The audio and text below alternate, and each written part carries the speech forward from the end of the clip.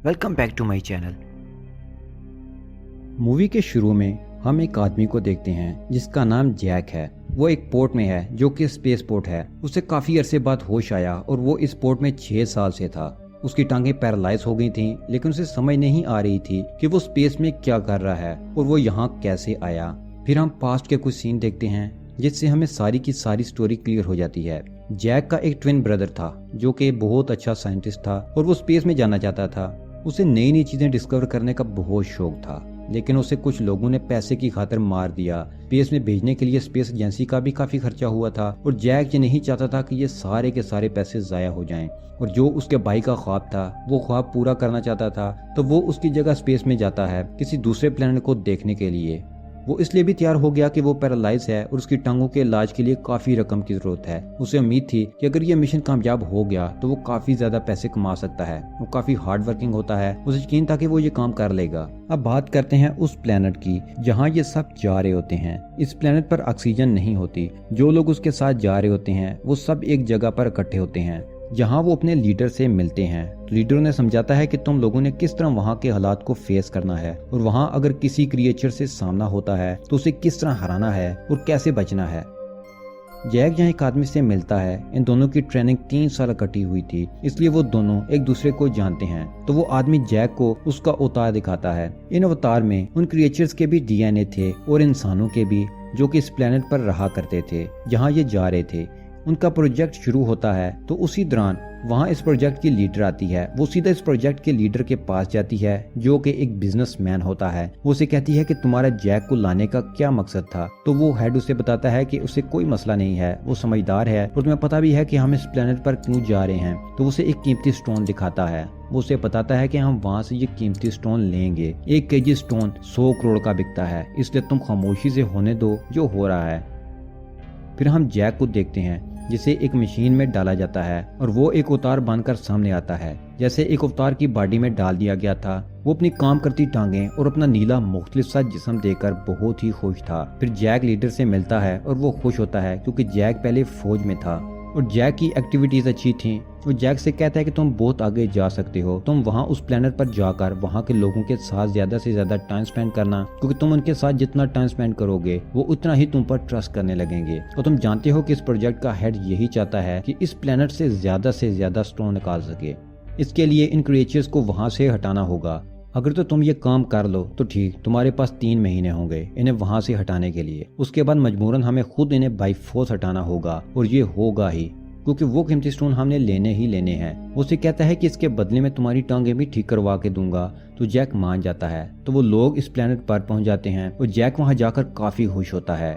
वहां वो देखता है कि यहाँ अजीब और बड़े बड़े जानवर हैं। तो वो उनसे बचने के लिए एक झरने में छलांग लगा देता है।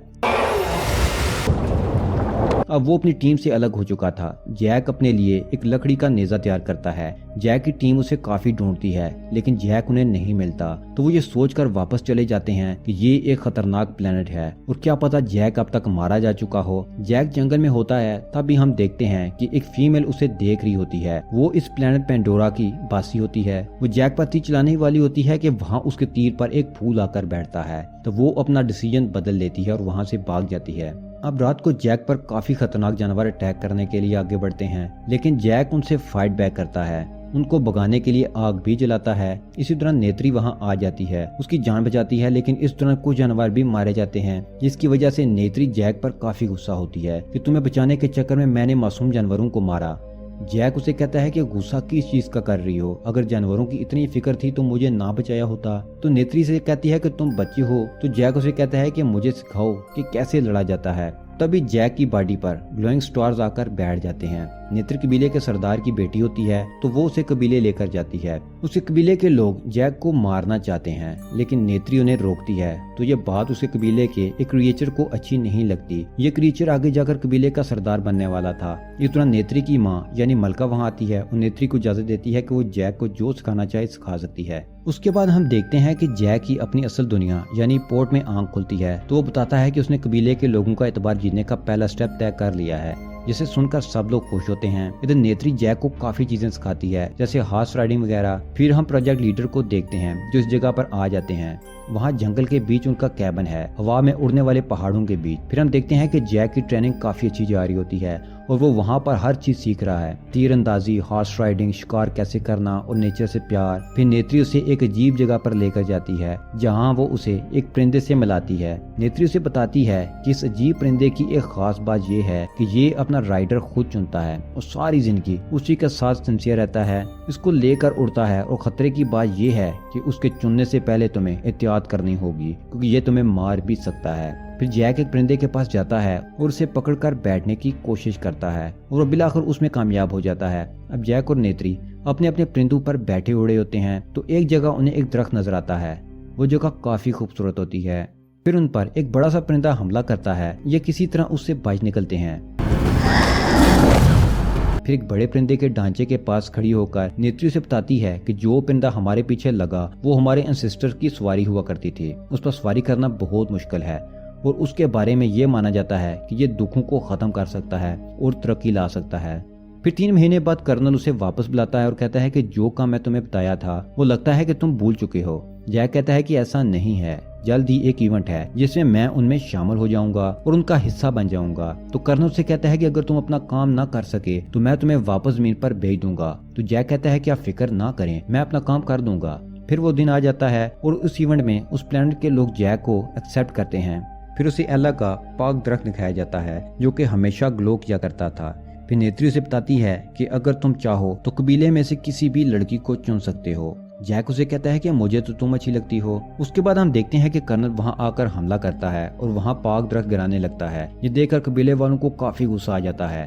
जैक उन्हें रोकने की भी कोशिश करता है लेकिन इंसान रुक ही नहीं रहे थे। ये देखकर वो क्रिएचर जो कबीले का सरदार बनने वाला है वो जैक पर अटैक कर देता है लेकिन नेत्री उसे बचा लेती है। फिर प्रोजेक्ट हेड कर्नल को कहती है कि ये जरूरी नहीं कि तुम इन लोगों की जमीन बर्बाद करके और दरख्तों को गिरा कर ही कीमती पत्थर हासिल करो, ये पत्थर हर जगह हो सकता है। फिर जैक भी वहां जाता है और उन्हें समझाता है कि इन लोगों के साथ ऐसा ना करो, वो नेचर को भी पसंद करते हैं। कर्नल कहता है कि मुझे फर्क नहीं पड़ता, अगर वो लोग नहीं जाएंगे तो मैं जंग करूंगा और सुबह जंग होगी। वो उसे बहुत समझाते हैं लेकिन वो सुन ही नहीं रहा था। फिर कर्नल से कहता है कि तुम आखिरी बार अवतार में जा सकते हो, उन लोगों के साथ डील कर सकते हो, ये तुम्हारे पास आखिरी मौका है। फिर प्रोजेक्ट लीडर और जैक वापस अपने अपने अवतार में जाते हैं और जैक वहां जाकर सब सच सच बता देता है, जिससे सुनकर नेत्री रोने लगती है कि तुमने मुझे धोखा दिया है।